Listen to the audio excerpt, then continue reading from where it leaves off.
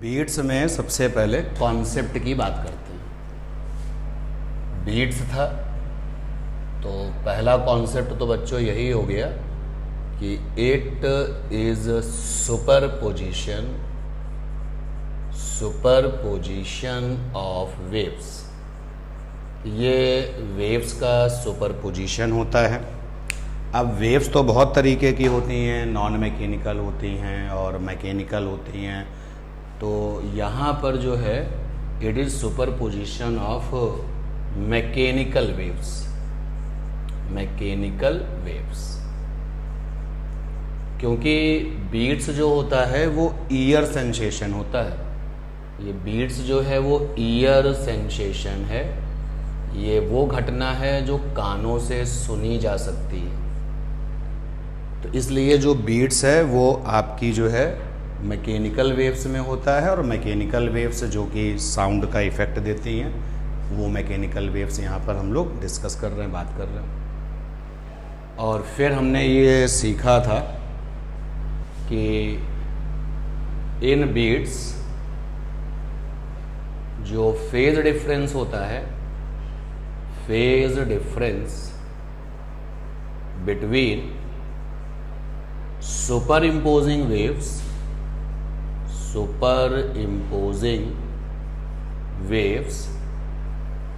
should be time dependent. और superimposing waves का जो फेज डिफरेंस है वो टाइम डिपेंडेंट होता है, ये हम लोगों ने जाना था। और टाइम डिपेंडेंट फेज डिफरेंस के लिए सुपरइम्पोजिंग वेव्स का फ्रीक्वेंसी इक्वल नहीं होना चाहिए। तो इन बीट्स सुपरइम्पोजिंग वेव्स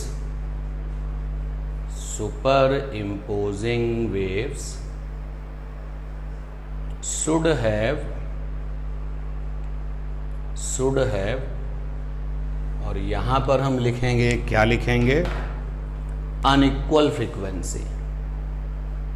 अब यहाँ पर होता क्या है कि जब हम अनइक्वल लिखते हैं तो लोग इसका मतलब गलत निकाल लेते हैं।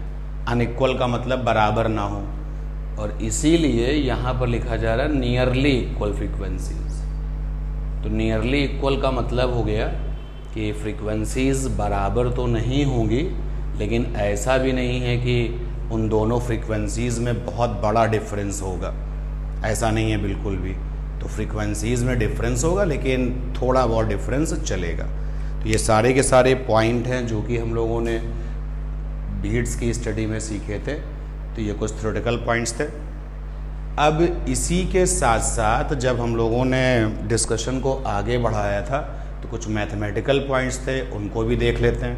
बीट्स में बच्चों जो रिजल्टेंट इंटेंसिटी थी, बीट्स, तो इन बीट्स जो रिजल्टेंट इंटेंसिटी थी आप उसके लिए डिस्कस कर चुके थे। IR जो रिजल्टेंट एम्पलीट्यूड था उसके लिए भी आपने डिस्कशन किया था। Resultant amplitude AR। तो ये चेंज होते हैं, और कैसे चेंज होते हैं अपने आप में ये भी एक क्वेश्चन बढ़िया बनता है।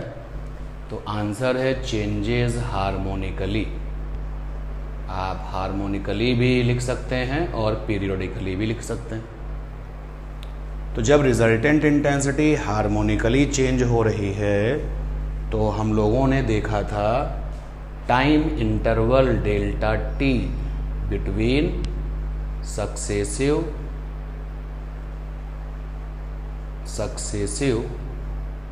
मैक्सिमा या फिर बिटवीन सक्सेसिव मिनिमा, और वो आया था 1/f1 - f2, और आगे ये सेकेंड, जहाँ पर f1 f2 super imposing waves की फ्रीक्वेंसीज थी।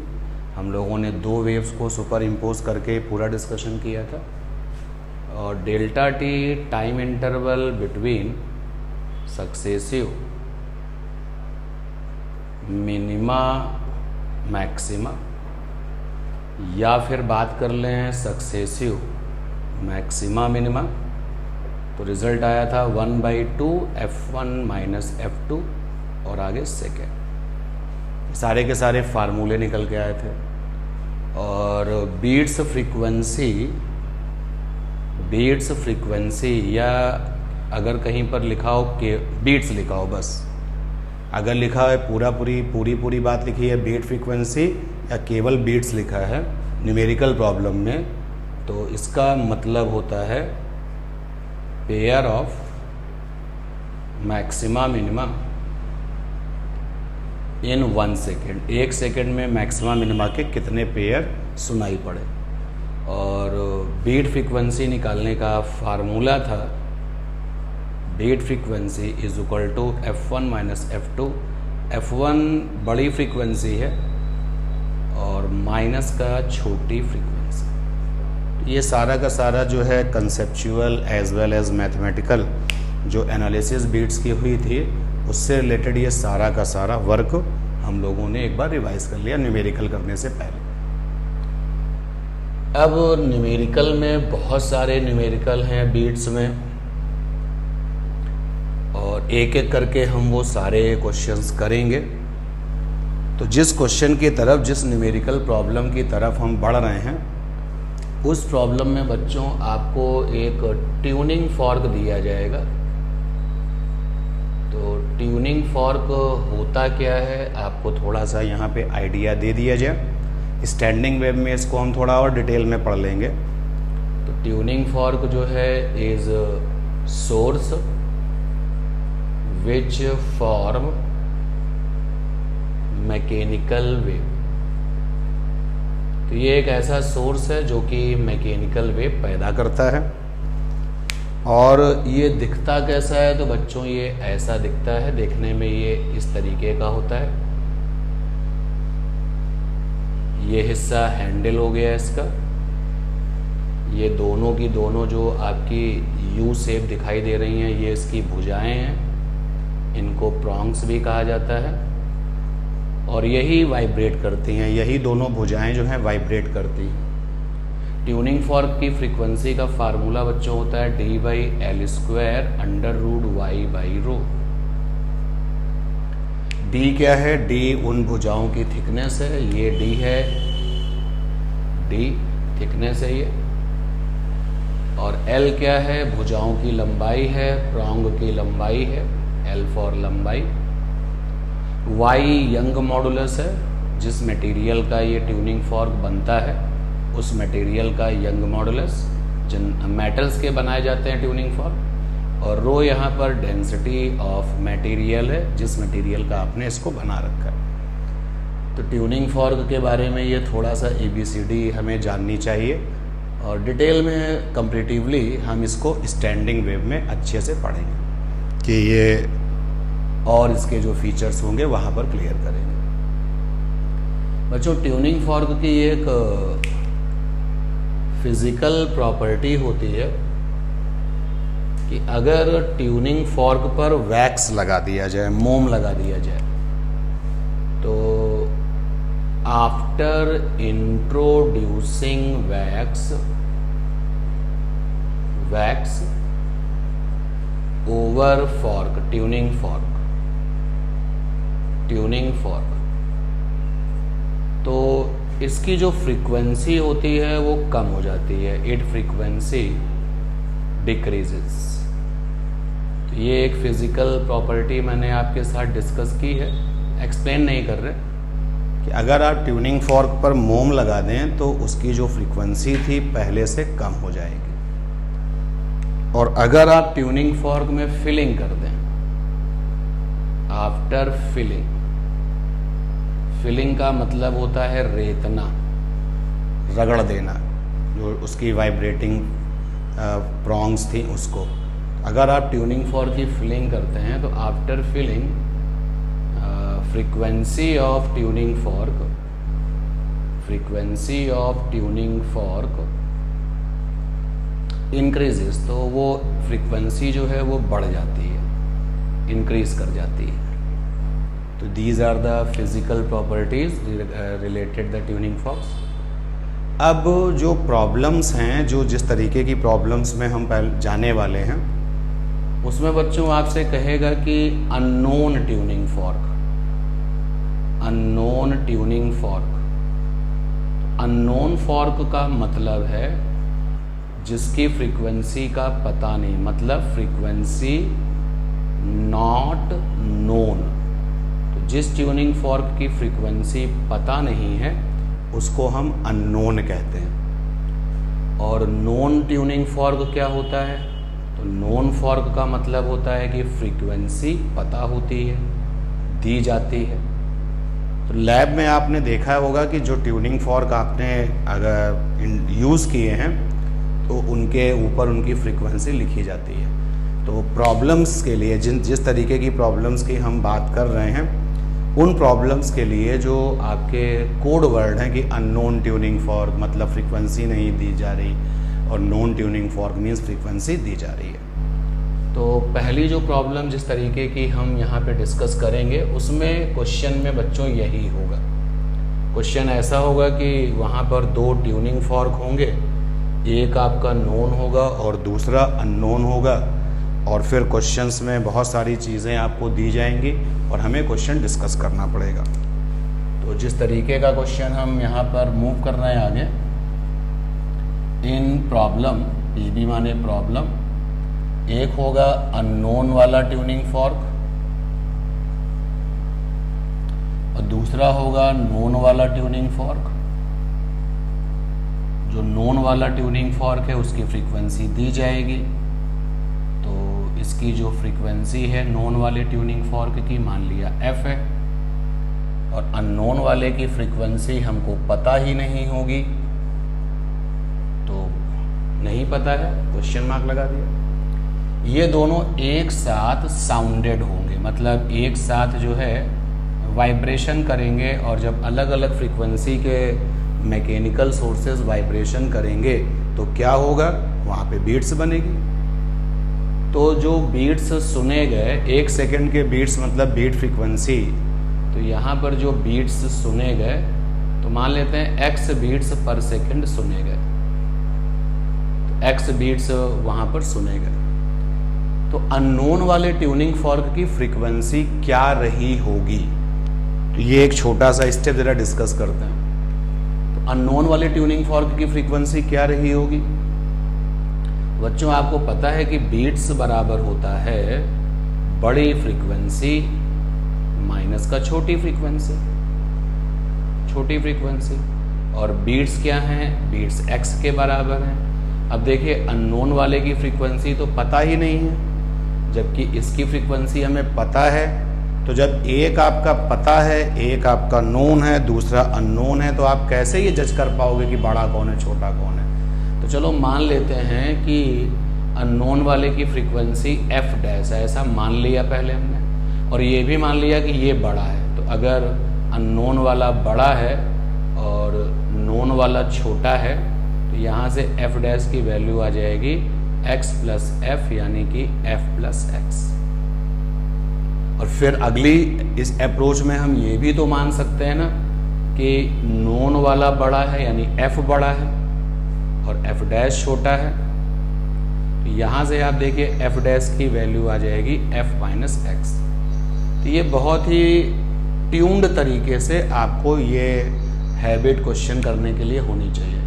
यानी कि अगर आपको इस तरीके की स्टेटमेंट मिलती है तो आपको ये तुरंत आइडिया हो जाना चाहिए कि या तो अननोन वाले की फ्रीक्वेंसी f प्लस x होगी, और या फिर अननोन वाले की फ्रीक्वेंसी f माइनस x होगी। तो जिस प्रॉब्लम की तरफ मूव कर रहे हैं धीरे धीरे, उसके लिए तैयारी चल रही है, या तो f प्लस x या फिर f माइनस x। एक छोटा सा इस पर क्वेश्चन लेते हैं। प्रॉब्लम में दो ट्यूनिंग फॉर्क हैं, एक की फ्रीक्वेंसी नोन है, दूसरे की अननोन है। तो क्वेश्चन में फॉर्क है जिसका नाम x है, दूसरा ट्यूनिंग फॉर्क है y, इसकी फ्रीक्वेंसी है 200 हर्ट्ज, और इसकी फ्रीक्वेंसी पता नहीं कितनी है। लेकिन जब दोनों लोग साउंडेड होते हैं एक साथ, जब अपनी मैकेनिकल वेव्स फॉर्म करते हैं, तो तो ऑब्जर्वर ने जो बीट्स सुने हैं वो हैं 4 बीट्स इन 1 सेकेंड, 4 बीट्स सुने। तो पॉसिबल फ्रीक्वेंसी ऑफ एक्स पूछा जा रहा है, तो पॉसिबल फ्रीक्वेंसी ऑफ एक्स। तो आप बिल्कुल, चूंकि आपके सामने जो क्वेश्चंस हैं वो ऑब्जेक्टिव आएंगे, तो आप स्ट्रेट फॉरवर्ड आंसर दीजिए। क्या हम लोगों ने देखा था? हम लोगों ने कॉन्सेप्ट देखा था कि अननोन फॉर्क फ्रीक्वेंसी जो अभी मिला था, अननोन फॉर्क फ्रीक्वेंसी आया था f प्लस एक्स या फिर आया था f माइनस एक्स। f यहाँ पे क्या था? नॉन फ्रीक्वेंसी थी, दैट इज 200। x क्या थे? बीट्स थे, वो 4 हैं। इस तरीके से ये 2 पॉसिबल फ्रीक्वेंसी आ गई। ये आ गया 204 और ये आ गया 196। तो अब आप ये कह सकते हो कि भाई जो आपका नोन और अननोन के बीच में जो बीट्स बन रहे थे, तो अननोन वाले की जो पॉसिबल फ्रीक्वेंसी है वो 204 हर्ट्ज है और 196 हर्ट्ज है। अब क्या है इसका, ये एक अलग क्वेश्चन बना कि इन दोनों पॉसिबल में से कौन सी बात है, उसके लिए एक अलग क्वेश्चन बनेगा। लेकिन तब तक जब हम उन क्वेश्चंस पर पहुंचें, तो ये आदत आपकी फटाफट होनी चाहिए। मैं एक क्वेश्चन और लेता हूं। हमारे पास में 2 ट्यूनिंग फॉर्क थे, एक का नाम था A, दूसरे का नाम था B। ये A है और ये B है। इसकी फ्रीक्वेंसी थी 20, इसकी फ्रीक्वेंसी पता नहीं कितनी थी। जब दोनों लोग साउंडेड हुए तो इनके बीच में बीट्स आ रहे हैं 8 बीट्स पर सेकेंड, 8 बीट्स पर सेकेंड। तो पूछा गया है फ्रीक्वेंसी ऑफ B बताइए, B की फ्रीक्वेंसी क्या होगी, B का फ्रीक्वेंसी क्या होगा। तो फिर आपके पास में फंडा है कि अननोन की फ्रीक्वेंसी, यानी कि पॉसिबल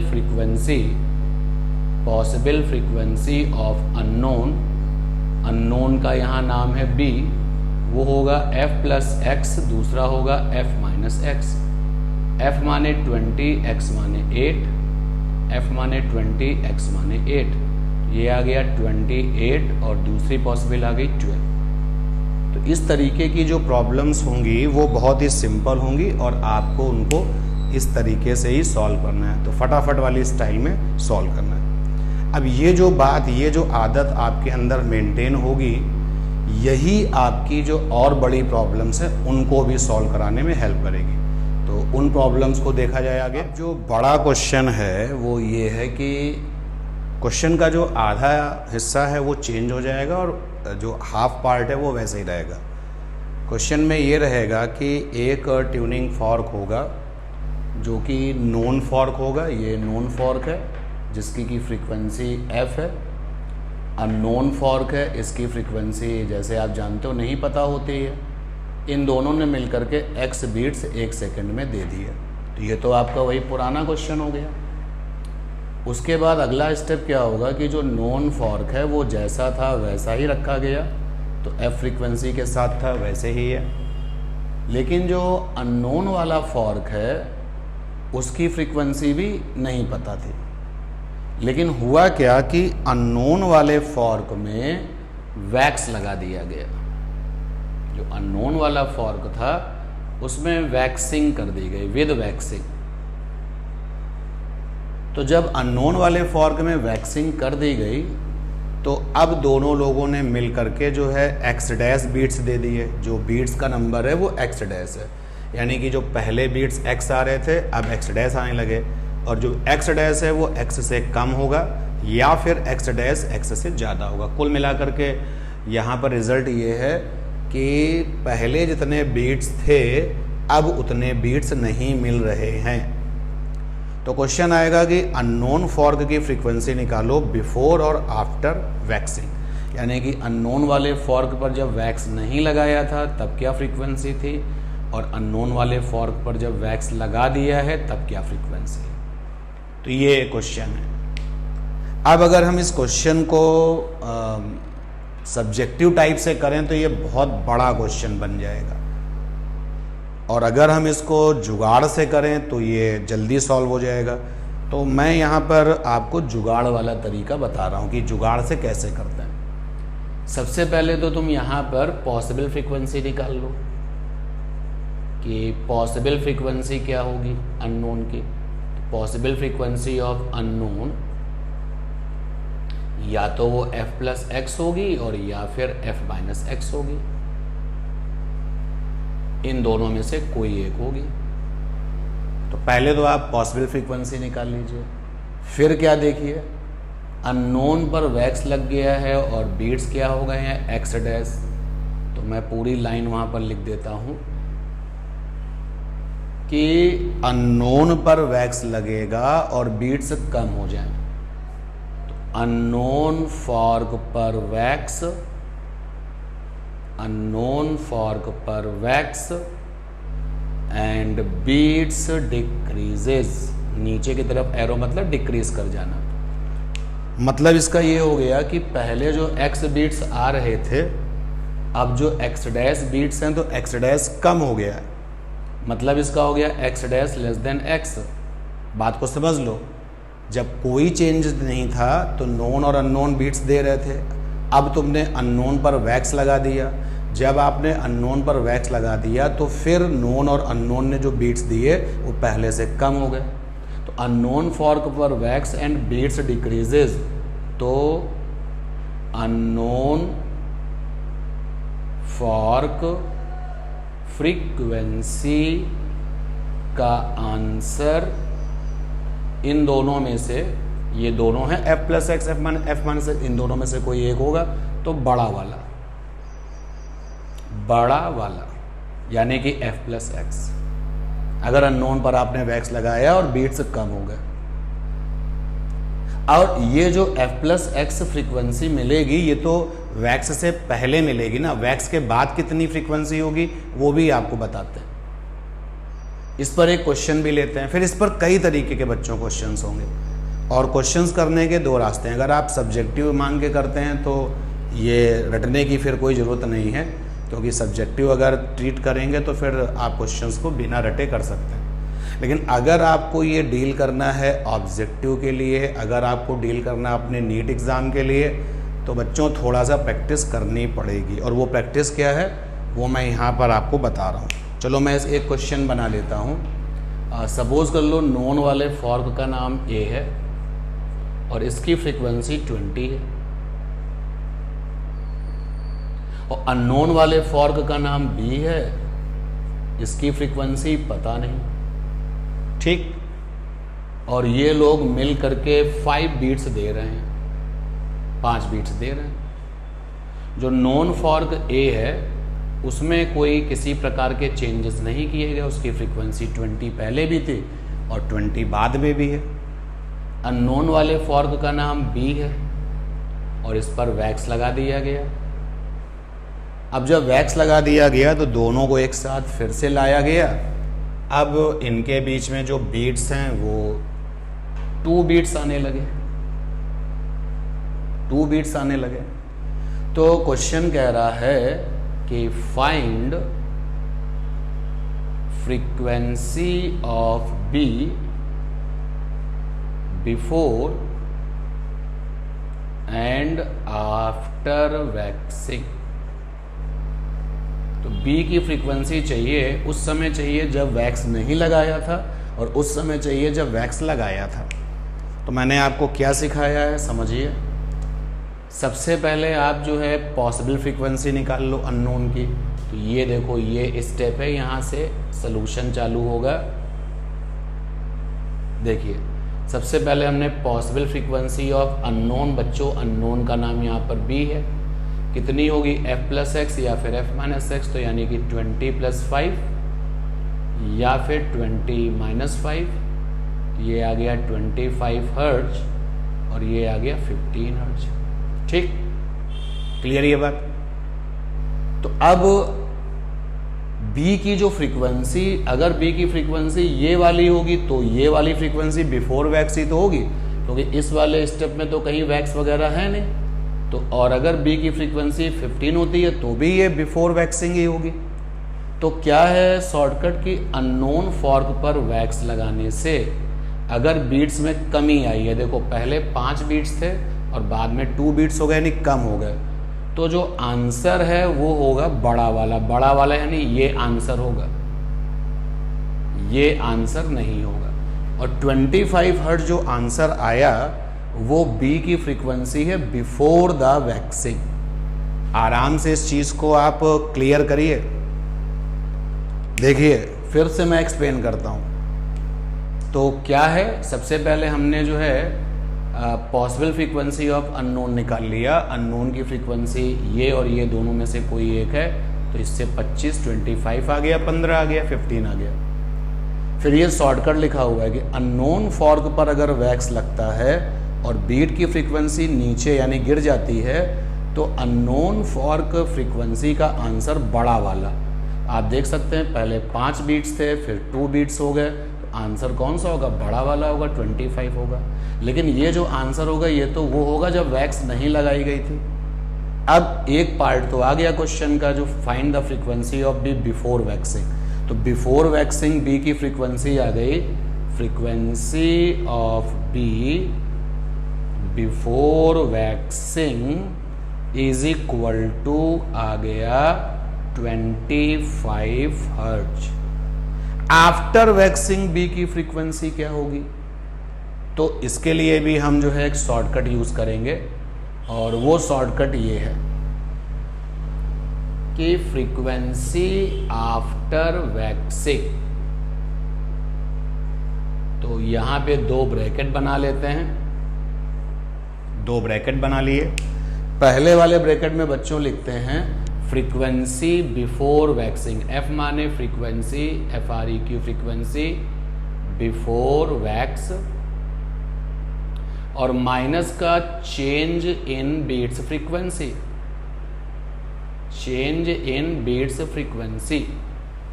तो देखिए बी की फ्रीक्वेंसी वैक्स लगाने से पहले कितनी है, 25 है, तो यहाँ पे लिखा 25 माइनस चेंज इन बीट्स, पहले 5 थे, फिर आपके बीट्स 2 हो गए, तो ये हो गया 3, तो ये आ गया 25 से 3 चला गया, तो आ जाएगा 22।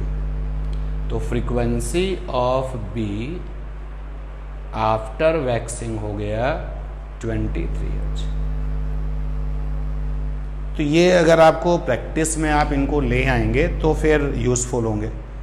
ऐसे बच्चों कई सारे क्वेश्चंस बनते हैं, क्योंकि अभी तो आप देख रहे हो कि हमने अननोन पर वैक्स लगाया है और फ्रीक्वेंसी नीचे कर दी है, फ्रीक्वेंसी कम हो गई है। अगर हम अननोन पर वैक्स लगाएंगे फ्रीक्वेंसी ज़्यादा हो जाए, वो वाले क्वेश्चंस भी बनेंगे। वैक्स लगाने का काम हम अननोन की जगह नोन पर भी कर सकते हैं। तो इस तरीके से मल्टीपल क्वेश्चंस बनते हैं। तो अब हम आपको उन मल्टीपल क्वेश्चंस का एक बेसिक कॉन्सेप्ट शॉर्टकट ही बताएंगे, क्योंकि हम लोग इस समय जो है देख रहे हैं अपने नीट एग्ज़ाम की तरफ, तो वहाँ पर जो है सब्जेक्टिव टाइप से तो सॉल्व करना नहीं है, फटाफट स्टाइल में सॉल्व करना है। तो मैं आपको शॉर्टकट बताता हूँ, बाकी जो और क्वेश्चंस होंगे। बच्चों जो कॉन्सेप्ट है फटाफट स्टाइल वाला वो बोर्ड पर लिखा हुआ है। चलिए एक बार फिर से ट्यून्ड होते हैं, ढेर सारे क्वेश्चन सब रहेंगे। नोन वाले फॉर्क की फ्रीक्वेंसी f है, ठीक, नोन वाले फॉर्क की फ्रीक्वेंसी f है। अननोन वाले फॉर्क की फ्रीक्वेंसी क्वेश्चन मार्क यानी नहीं पता। दोनों लोग मिलकर के बीट्स कितने दे रहे हैं, x बीट्स दे रहे हैं, 1 सेकेंड में x बीट्स पर सेकेंड दे रहे हैं, ठीक। अब क्वेश्चन ने कहा कि हम अननोन वाले फॉर्क पर वैक्स लगाते हैं। अगर अननोन वाले फॉर्क पर वैक्स लगाते हैं और बीट फ्रीक्वेंसी गिर जाते हैं, नीचे हो जाते हैं पहले के कंपेयर में, पहले x हुआ करते थे, अब x से कम हो गए, तो अननोन फॉर्क फ्रीक्वेंसी का आंसर बड़ा वाला। बड़ा वाला यहाँ पर क्या मतलब है, देखो बच्चों, जब आपको ये कहानी सुनाई पड़ती है जिस पर मैंने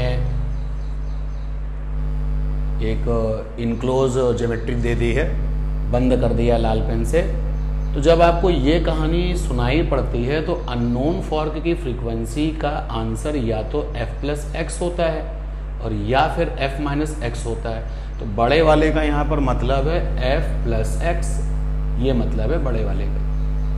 और दूसरा केस क्या हो सकता है, दूसरा केस ये हो सकता है कि आप अननोन वाले फॉर्क पर वैक्स तो लगाते हैं बिल्कुल उसी तरह से जैसे ऊपर है, लेकिन बीट की फ्रीक्वेंसी पहले से बढ़ जाती है, ऊपर की तरफ तीर मतलब बढ़ जाना, यानी पहले आपके पास x बीट्स थे और अब x से ज़्यादा है, तो अननोन फॉर्क की फ्रीक्वेंसी का आंसर छोटा वाला होता है। छोटा वाला मीन्स f माइनस एक्स।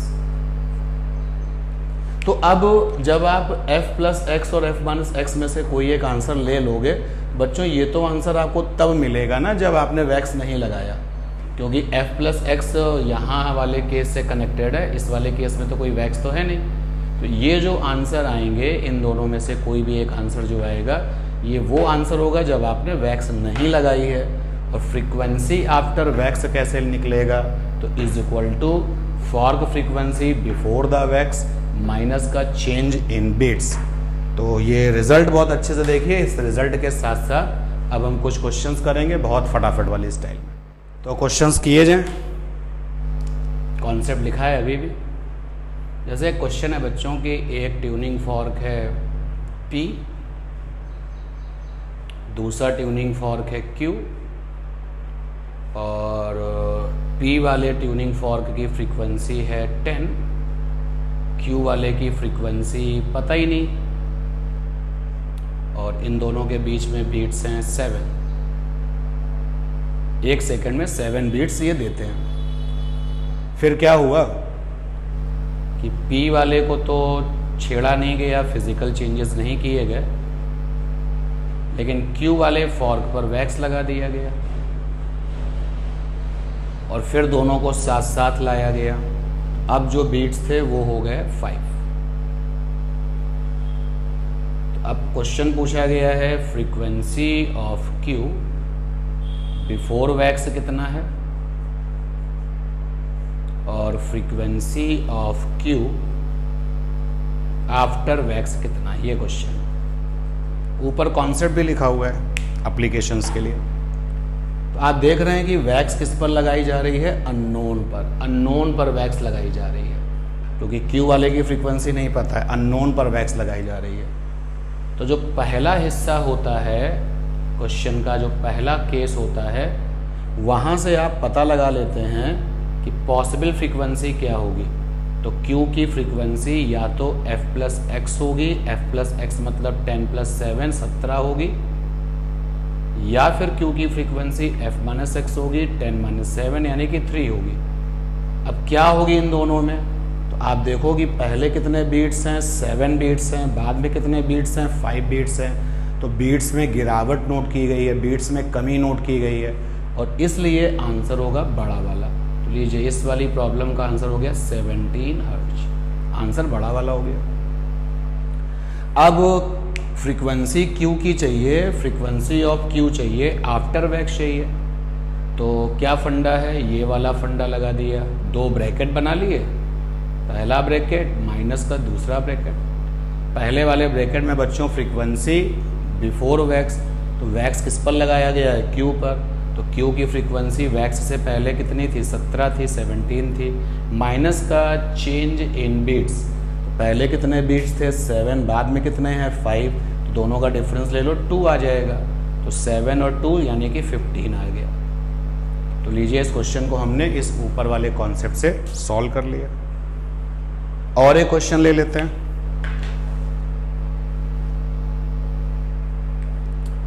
एक क्वेश्चन और बनाते हैं।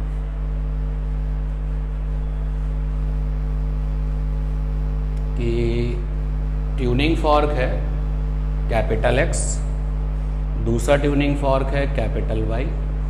X वाले की फ्रीक्वेंसी है 200 हर्ट्ज, Y वाले की फ्रीक्वेंसी पता ही नहीं कितनी है, यानी कि यही अननोन बन जाएगा।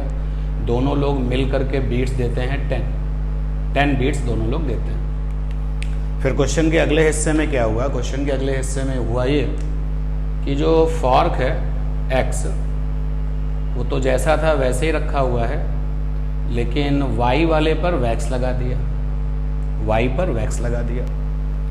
अब जो दोनों लोगों ने मिलकर के जो बीट्स दिए वो 15 दिए गए, 15 बीट्स दिए। तो अब पूछा गया कि फ्रीक्वेंसी ऑफ Y चाहिए, फ्रीक्वेंसी ऑफ Y चाहिए बिफोर वैक्स कितना है, और फ्रीक्वेंसी ऑफ Y चाहिए after wax. After wax frequency कितनी है Y की। तो फिर वही कॉन्सेप्ट लिखा हुआ है, अननोन पर वैक्स लगाया गया, चेक कर लिया कि वैक्स का काम अननोन वाले पर हुआ है। तो अननोन वाले पर वैक्स लगाया है और वैक्स से मतलब जो पहला वाला केस है ये, यहाँ से आपको मिल जाएगी पॉसिबल फ्रीक्वेंसी। तो y की फ्रीक्वेंसी आएगी 200 + 10 यानी 210 और 200 - 10 यानी कि 190। तो अब हम देखते हैं कि वैक्स जब लगाई गई है अननोन पर तो बीट की फ्रीक्वेंसी क्या हो गई है। तो क्वेश्चन में देखो बढ़ गई है, पहले 10 थे अब 15 हो गई है। तो अगर बीट की फ्रीक्वेंसी बढ़ गई है तो आंसर लेते हैं छोटा वाला, यानी कि अब की आंसर होगा ये 190। तो एक आंसर तो आ गया। अब वैक्स के बाद फ्रीक्वेंसी क्या होगी, फिर से 2 ब्रैकेट्स बना लिए।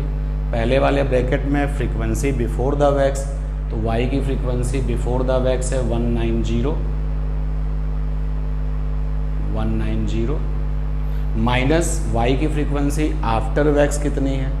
तो अब चेंज इन बीट्स देखो बच्चों कितना है, 10 और 15 का जो चेंज है वो 5 आ जाएगा, ये आ जाएगा 185 हर्ट्ज। दूसरा आंसर ये हो गया।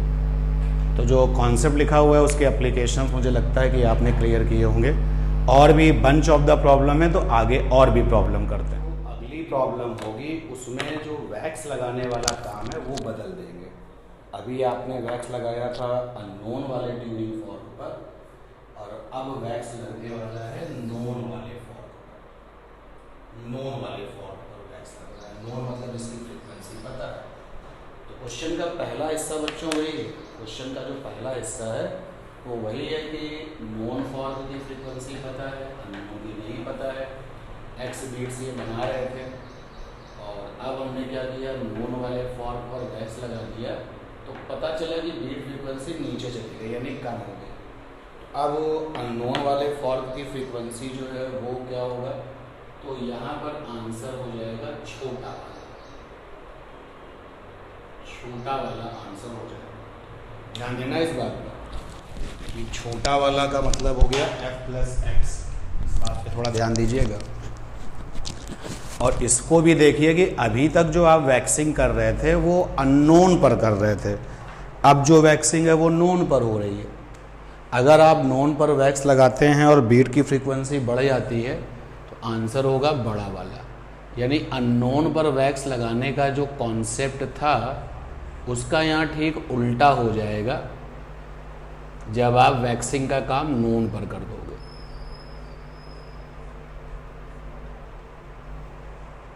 क्लियर करिए कॉन्सेप्ट। अब की बार वैक्स किस पर लग रही है, नोन वाले फॉर्क पर। अगर नोन वाले फॉर्क पर वैक्स लगाते हैं फिर हम दोनों को यानी इन दोनों के साथ बीट्स फिर बनाते हैं। अगर बीट फ्रीक्वेंसी नीचे जाती है तो अननोन फॉर्क फ्रीक्वेंसी का आंसर होगा छोटा वाला। और अगर नोन फॉर्क पर वैक्स लगाते हैं और बीट की फ्रीक्वेंसी ऊपर जाती है यानी बढ़ जाती है तो अननोन फॉर्क फ्रीक्वेंसी का आंसर होगा बड़ा वाला। ठीक। अब एक चीज़ यहाँ पर आपको देखनी पड़ेगी कि आपने वैक्स किस पर लगाया है, नोन पर लगाया है। तो वैक्स लगने के बाद में नोन वाले फॉर्क की फ्रीक्वेंसी कितनी होगी, इसके लिए फंडा सेम रहेगा। फ्रीक्वेंसी आफ्टर वैक्स बराबर fork frequency before wax minus का चेंज इन बीट्स। अपनी बात को समझने के लिए एक क्वेश्चन लेते हैं, देखते हैं उस क्वेश्चन के थ्रू।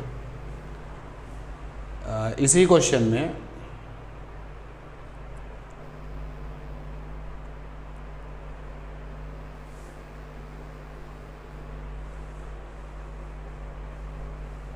जैसे यही सेम क्वेश्चन कि एक्स ट्यूनिंग फॉर्क था जिसकी फ्रीक्वेंसी 200 थी और ट्यूनिंग फॉर्क वाई था, फ्रीक्वेंसी इसकी पता नहीं।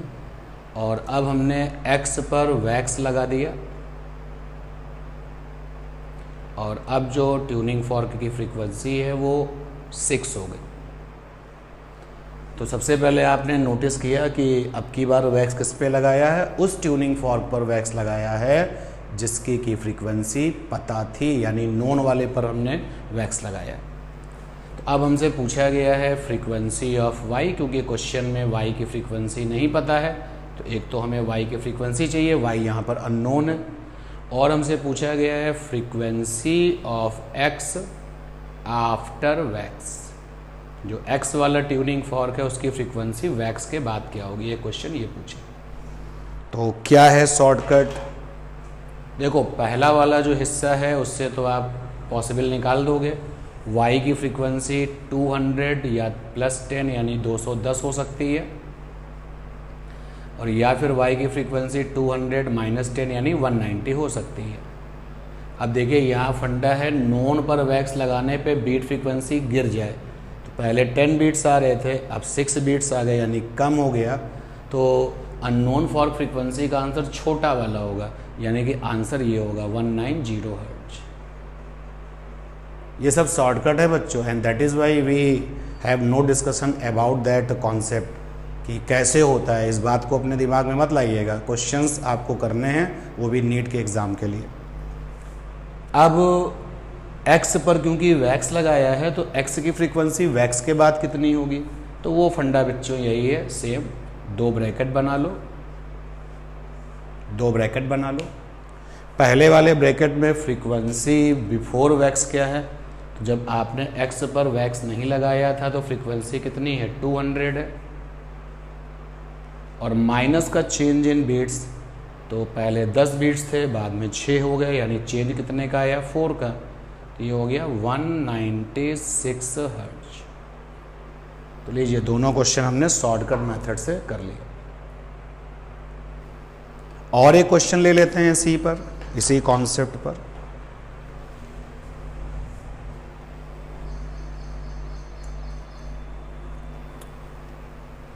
क्वेश्चन है कि एक ट्यूनिंग फॉर्क है,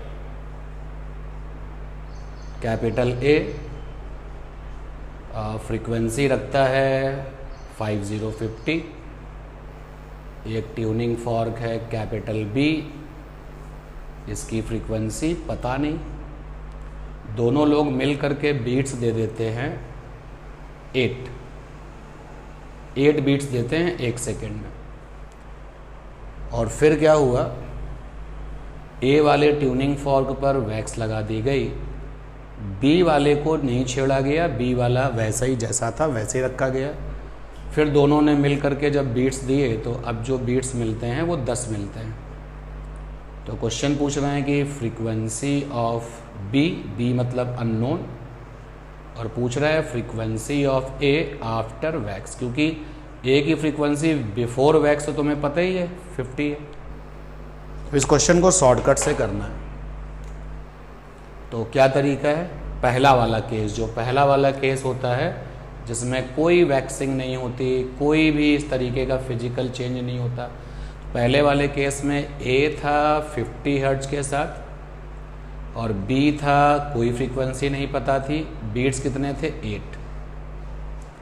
तो इसकी पॉसिबल फ्रीक्वेंसी कितनी हो जाएगी, f + x यानी कि 50 + 8 यानी 58।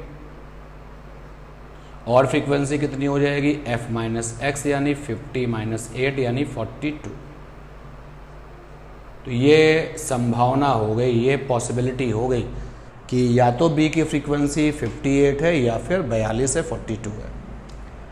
अब आप देखें कि वैक्स लगने के बाद नोन पर वैक्स लगा है, A यहाँ पर नोन है, नोन पर वैक्स लगा है, पहले बीट्स 8 थे अब 10 हो गए हैं, यानी ज़्यादा हो गए हैं।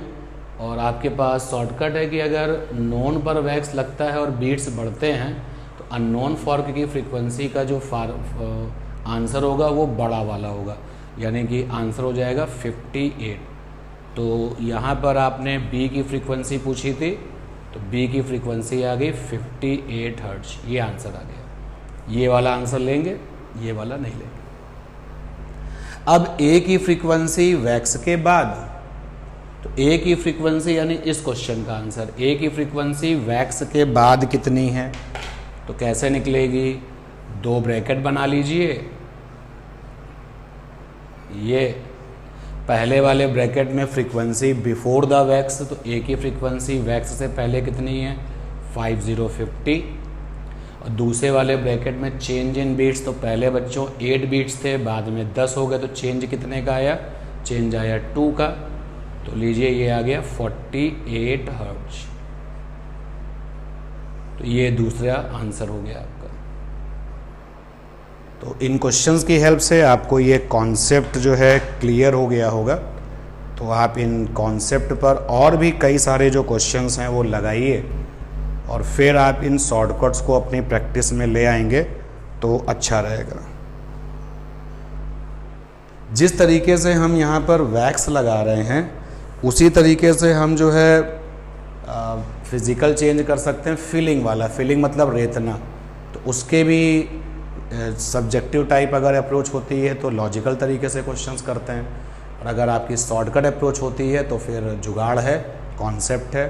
तो देखते हैं कि अगला कॉन्सेप्ट रिगार्डिंग फिलिंग वाले कॉन्सेप्ट, ज़रा शॉर्टकट देख लेते हैं कॉन्सेप्ट क्या है। ये कॉन्सेप्ट तो सब्जेक्टिव में ही आपको मिलेगा। देखिए, शुरुआत होगी नोन फॉर्क फ्रीक्वेंसी एफ है, अननोन फॉर्क और अननोन वाले फॉर्क की फ्रीक्वेंसी आपको नहीं पता, तो अननोन फॉर्क फ्रीक्वेंसी नहीं पता। x बीट्स पर सेकंड दोनों लोग मिलके देते हैं। फिर क्या होगा कि अननोन वाले फॉर्क पर फिलिंग कर दोगे, रेती से रेत देना। फिलिंग मतलब रेती लगा के रेतना, घिसना। किसको घिसेंगे? वही जो ट्यूनिंग फॉर्क की जो प्रॉन्ग्स थी, जो भुजाएं थी, दो यू शेप थी ना, उनको घिस देना।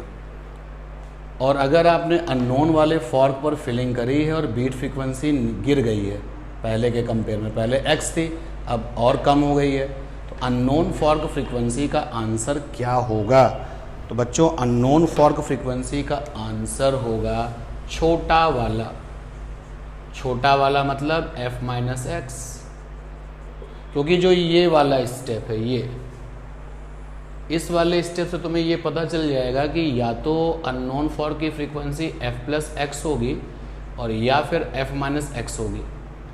तो इन दोनों में से छोटा कौन होगा? f माइनस एक्स, तो आंसर होगा छोटा वाला। अगर आप अननोन वाले फॉर्क पर फिलिंग करते हैं और बीट की फ्रीक्वेंसी पहले से बढ़ जाती है, ऊपर की तरफ तीर मतलब बढ़ जाती है, तो अननोन फॉर्क की फ्रीक्वेंसी का आंसर क्या होगा? तो अननोन फॉर्क की फ्रीक्वेंसी का आंसर होगा बड़ा वाला। बड़ा वाला यानी कि f प्लस एक्स। और अगर यही काम अननोन की जगह पर नोन फॉर्क पर किया जाता है, ये देखिए, नोन फॉर्क पर यही सेम काम हो रहा है कि नोन वाले फॉर्क पर फिलिंग की गई, रेती लगा के रेता गया और बीट फ्रीक्वेंसी पहले से कम हो गई, तो अननोन फॉर्क की फ्रीक्वेंसी का आंसर क्या होगा? जस्ट उल्टा, यानी बड़ा वाला। और यहाँ पर क्या होगा? छोटा वाला। यानी अगर आपको अननोन वाले फंडे तैयार हैं तो नोन में ठीक उल्टा हो जाता है, ठीक उल्टा। आप जरा कंपेयर करके भी देख लें। जैसे अननोन का ये वाला फंडा, अननोन फॉर्क पर फिलिंग है, बीट की फ्रीक्वेंसी ऊपर है, तो अननोन फॉर्क की फ्रीक्वेंसी का आंसर बड़ा वाला है। देखो, इसका ठीक उल्टा ये लिखा हुआ है, नोन फॉर्क पर फिलिंग है और बीट की फ्रीक्वेंसी ऊपर है, तो अननोन फॉर्क की फ्रीक्वेंसी का आंसर छोटा वाला। तो अगर हमें अननोन के कंसेप्ट याद है तो नोन में ठीक उल्टा पुल्टा। सेम यही अप्रोच आपके वैक्सिंग में भी थी। अननोन पर वैक्सिंग के फंडे अगर आपके तैयार हैं तो नोन में ठीक उल्टा पुल्टा। अच्छा, अब एक कॉमन सा पॉइंट है कि जिस पर भी हम फिलिंग कर रहे होंगे, चाहे नोन वाले फॉर्क पर हम फिलिंग करें या अननोन पर फिलिंग करें, जिस पर भी हम फिलिंग कर रहे होंगे उसकी फ्रीक्वेंसी फिलिंग के बाद क्या होगी? तो frequency after filling, after filling. तो बच्चों फिर से दो ब्रैकेट बनाते हैं और अब की बार बीच में प्लस आता है और पहले ब्रैकेट में लिखा जाता है frequency before filling, before filling plus change in beats, change in beats. तो ये है इस तरीके की प्रॉब्लम्स का कॉन्सेप्ट। अब इस पर हम न्यूमेरिकल भी देख लेते हैं। न्यूमेरिकल एक सेट करते हैं पहले। तो न्यूमेरिकल करते हैं लेकिन चाह रहे हैं कि कॉन्सेप्ट लिखा रहे, तो चलिए इस थोड़े से स्पेस को यूज़ करते हैं। एक न्यूमेरिकल है कि ट्यूनिंग फॉर्क A है, ट्यूनिंग फॉर्क B है। A का फ्रीक्वेंसी 100 है, B का फ्रीक्वेंसी तो पता नहीं। दोनों लोग मिल करके बीट्स देते हैं 6। क्वेश्चन का एक स्टेप पूरा। फिर ए वाला ट्यूनिंग फॉर्क है और बी वाला ट्यूनिंग फॉर्क है, बी वाले पर फिलिंग कर दी जाती है। फिर दोनों लोग बीट्स देते हैं और बीट्स मिलते हैं 2। तो अब आपसे पूछा जा रहा है कि चूंकि आपने अननोन पर ही ये सारा काम किया है तो बी यहाँ पर अननोन है, तो क्वेश्चन आपसे पूछ रहा है कि frequency of B before filling और frequency of B after filling, ये आपसे पूछ रहा है। तो क्वेश्चंस क्लियर कर लो पहले। वैक्स वाला केस नहीं है यहाँ पर, फिलिंग वाला केस है, रेती से रेतने वाला केस है। तो देखो इसको शॉर्टकट में सॉल्व करना है भाई। कैसे होगा? यहाँ पर जो ये वाला स्टेप है, ये पहला जो स्टेप रहता है, यहाँ से आपको अंदाज़ा लग गया कि जो फ्रीक्वेंसी ऑफ बी है या तो f प्लस एक्स यानी कि 106 होगा या फिर f माइनस एक्स 100 माइनस 6 होगा। ये आपने आइडिया ले लिया, अंदाज़ा ले लिया। अब आप रूल पकड़िए, किस पर फिलिंग की जा रही है, तो आंसर है अननोन पर फिलिंग की जा रही है। बी आपका यहाँ अननोन था, अननोन पर फिलिंग की जा रही है और बीट्स कम हो गए हैं। तो ये देखो अननोन पर फिलिंग है और बीट्स कम हो गए हैं, तो आंसर छोटा वाला होगा, यानी कि बी की फ्रीक्वेंसी फिलिंग से पहले छोटी वाली यानी 94 होगी। तो ये आंसर हो गया। तो यहाँ पर आंसर लिख दिया जाए इसका 94 हर्ट्ज। ठीक। अब हम बात करते हैं कि बी की फ्रीक्वेंसी आफ्टर फिलिंग क्या है। तो बच्चों ये कंसेप्ट लिखा है, फ्रीक्वेंसी आफ्टर फिलिंग बराबर फ्रीक्वेंसी बिफोर फिलिंग प्लस का चेंज इन बीट्स। तो यहाँ पर 2 ब्रैकेट बना लिए जाएं। पहले वाले ब्रैकेट में फ्रीक्वेंसी बिफोर द फिलिंग, तो बी की फ्रीक्वेंसी फिलिंग से पहले कितनी है, 94 है। और चेंज इन बीट्स, पहले 6 बीट्स थे, बाद में 2 बीट्स हो गए, तो चेंज कितने का आ गया, 4 का। तो बी की फ्रीक्वेंसी हो गई 98 हर्ट्ज। तो बी की फ्रीक्वेंसी फिलिंग के बाद 98 है, तो एक आंसर ये हो गया। ऐसे आपको जो भी क्वेश्चन मिले तो आप ये देखना कि वो इसका है या इसका क्वेश्चन है या फिर इसका है फिर इसका। तो अब आप क्वेश्चंस की प्रैक्टिस करिए और जो भी डाउट्स हो वो हमसे आप पूछिए। हम और 1-2 क्वेश्चंस आपको करते हैं और फिर क्लास ओवर करते हैं।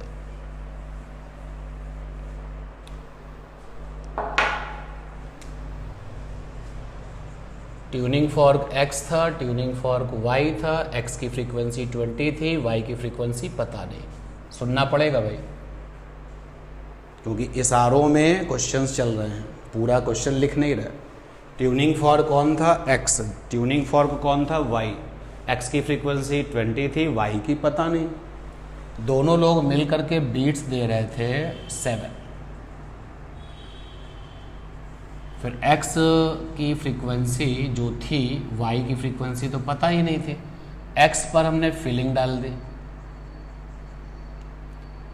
और y को छेड़ा नहीं, y को नहीं चेंज किया। फिर दोनों लोगों ने मिल करके बीट्स दे दिए 10। तो यहाँ पर पूछा गया है एक तो फ्रीक्वेंसी ऑफ y और एक पूछा गया है frequency of x after filling, ये पूछा गया है। तो आपने देखा कि इस क्वेश्चन में फिलिंग का केस है। जो पहला केस होता है वो पॉसिबिलिटी बताता है ये। तो पहले वाले केस ने बता दिया कि फ्रीक्वेंसी ऑफ y जो है या तो f प्लस एक्स मतलब 20 प्लस 7 यानी 27, और या फिर f माइनस एक्स यानी 20 माइनस 7 यानी कि 30। तो पहले वाले केस ने आपको अंदाज़ा दे दिया, आइडिया दे दिया कि y की फ्रीक्वेंसी या तो 27 होगी या फिर 13 होगी। अब आप कंफर्म करें कहाँ फिलिंग करी है, नोन पर या अननोन पर। x पर फिलिंग की है, x आपका नोन था, नोन पर फिलिंग की गई है और बीट फ्रीक्वेंसी बढ़ गई है। आइए यहाँ पर नोन पर फिलिंग और बीट फ्रीक्वेंसी ज़्यादा, तो अननोन फ्रीक्वेंसी का आंसर छोटा वाला, यानी कि y की जो फ्रीक्वेंसी होगी वो 13 होगी। एक आंसर हो गया frequency of y is equal to 13 hertz. एक आंसर ये आ गया। अब क्योंकि आपने x पर फिलिंग की है तो x की फ्रीक्वेंसी आफ्टर द फिलिंग, ये पूछा गया frequency of x after filling, तो frequency of x after filling क्या करेंगे बच्चों, 2 ब्रैकेट फिर बना लेंगे। तो ये मैंने 2 ब्रैकेट बना लिए, बीच में प्लस, पहले वाले ब्रैकेट में फ्रीक्वेंसी बिफोर द फिलिंग, तो x की फ्रीक्वेंसी फिलिंग से पहले कितनी है, 20 है, तो यहाँ पे 20 लिख दिया। और बीट्स का डिफरेंस देखो, बाद में 10 बीट्स हैं, पहले 7 थे तो 3 आ गया, तो ये x की फ्रीक्वेंसी आ गई 23 हर्ट्ज। तो अननोन पर वैक्स लगा करके बीट की फ्रीक्वेंसी को कम हो जाना या ज़्यादा हो जाना, वो वाले क्वेश्चंस। अननोन पर वैक्स लगा करके बीट की फ्रीक्वेंसी का नीचे गिरना या बढ़ जाना, वो वाले क्वेश्चंस। फिर नोन पर वैक्स लगा करके यही सारा काम होना, वो वाले क्वेश्चंस। फिर जिस पर भी तुमने वैक्स लगाई है उसकी फ्रीक्वेंसी वैक्सिंग के बाद क्या होगी, वो वाला क्वेश्चन। और इसी तरीके से अननोन पर फिलिंग करके बीट की फ्रीक्वेंसी का कम हो जाना, क्वेश्चन। अननोन पर फिलिंग करके बीट की फ्रीक्वेंसी का ज़्यादा हो जाना, फिर एक बार क्वेश्चन। और फिर नोन पर फिलिंग करके बीट की फ्रीक्वेंसी का कम होना, वो वाला क्वेश्चन। फिर नोन पर फिलिंग करके बीट की फ्रीक्वेंसी का ज़्यादा हो जाना, वो वाला क्वेश्चन। और फिर फ्रीक्वेंसी आफ्टर द फिलिंग। तो ये देखिए एक बहुत बड़ा बंच आज हमने प्रॉब्लम में डिस्कस कर लिया, और अभी प्रॉब्लम ख़त्म नहीं हुई है बीट्स की। अभी आपने एक पहला फेज़ कंप्लीट किया है। तो अगली क्लास से पहले, यानी कि जब हम लोग अगला डिस्कशन करें प्रॉब्लम्स का, उसके पहले ये सारा का सारा लेक्चर बार बार देख लीजिए और उसको समझ लीजिए और ढेर सारे क्वेश्चंस की प्रैक्टिस कर लीजिए। कुछ क्वेश्चंस अगर आपको जो है नहीं आते हैं तो फिर आप जो है हमसे पूछ सकते हैं। फाइनली मैं क्लास ख़त्म कर दूं तो आज की क्लास का जो मेन मोटो था वो ये कि ट्यूनिंग फॉर्क की प्रॉब्लम में वैक्स लगेगा, चाहे हम नोन पर लगाएं या अननोन पर लगाएं। बीट का फ्रीक्वेंसी पहले से कम होगा या ज़्यादा होगा, बदलेगा ज़रूर। और अगर ट्यूनिंग फॉर्क पर फिलिंग लगेगा, फिलिंग किया जाएगा, तो भी बीट का फ्रीक्वेंसी या तो कम होगा या ज़्यादा होगा। तो क्वेश्चंस के टाइप पर ध्यान देना कि बीट का फ्रीक्वेंसी पहले से या तो कम हुआ है या ज़्यादा हुआ है। ऐसी सारी प्रॉब्लम्स आप कर सकते हैं, देख सकते हैं, जहाँ जो डाउट हो पूछ सकते हैं। ओके बच्चों, थैंक्स टू ऑल। मिलते हैं आपसे अगली क्लास में।